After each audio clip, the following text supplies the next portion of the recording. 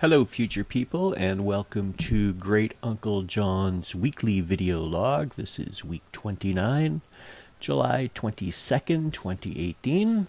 It's been a lovely week. Temperatures have been warm, verging on too hot.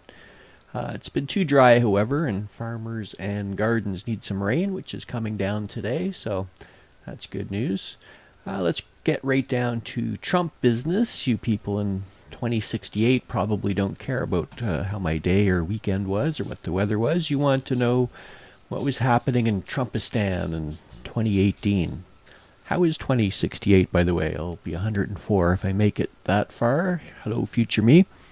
But anyway, this week, ending on the 21st of July, might go down as a key moment where the dams began to break for Trump. On Monday, President of the United States, Donald Trump, in what I'm sure is now an infamous summit with Vladimir Putin, where every whisper and innuendo about Trump being a Russian asset came into sharp focus. Trump submitted to Putin and had a 2-hour behind closed doors meeting with no aides present, which you probably have heard by now. You've probably heard the recordings, but Trump, who knows what Trump talked about? You know what Trump talked about. We don't yet. Trump's news conference afterwards was cringeworthy and widely condemned by even some of the members of his own party and administration. Dan Coates, I believe his name is, who is National Intelligence Advisor, seemed to lead a public rebuking of Trump by his own staff. Trump tried to paper over his mistake, but was unable to do so. It was an embarrassing and humiliating circus for the American people. People around the world laughed at Trump's failure. He then followed up by inviting Putin to come to the United States in the fall. So his own party's flipping out about that. I suppose some of this treason could be a ploy to divert attention from some of his other legal troubles, like Michael Cohen having tapes of him tapes of him talking about payments to a porn star.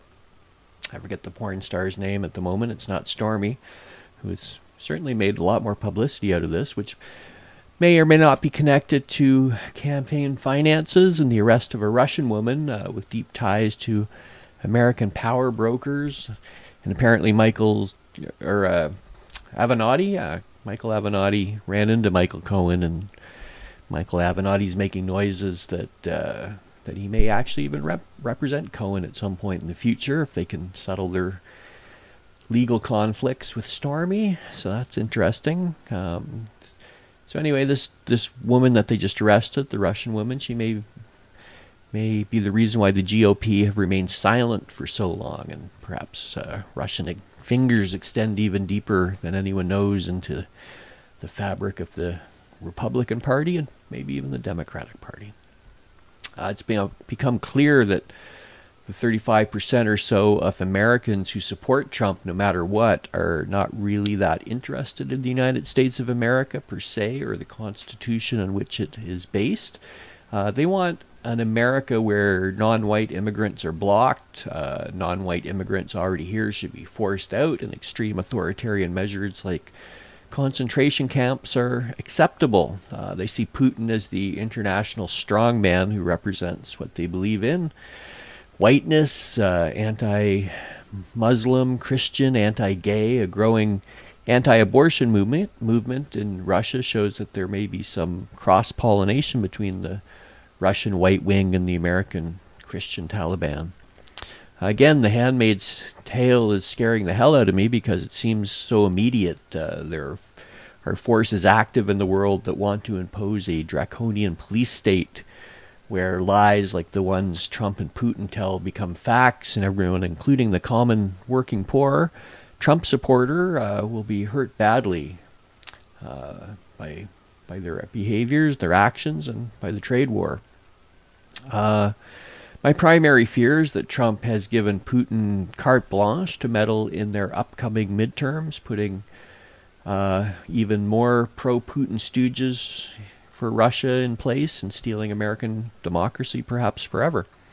Trump is like the leader of Vichy America, and There seem to be enough Confederates within the Republican government and media to make this happen. It'll be a non-violent coup, and there'll be no turning back, I don't think.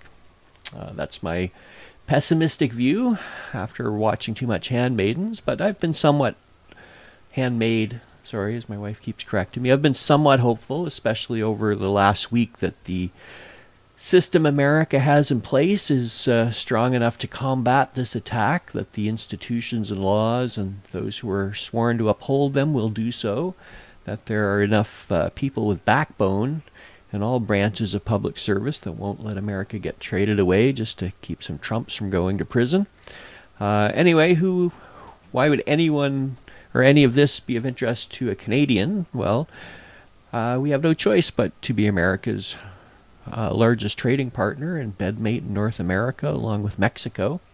And if they go full fascist, we still have to deal with them. I think Trudeau has been doing an excellent job so far, finding the balance. And unfortunately, there are enough Quislings here in Canada, probably the same 30%, who would betray their country for Putin. So I don't think we can be smugly complacent. Anyway, that's my wrap-up of the pretty interesting week in this whole saga. Let's see what changes by week 30 next week. So take care, future people. Stay strong.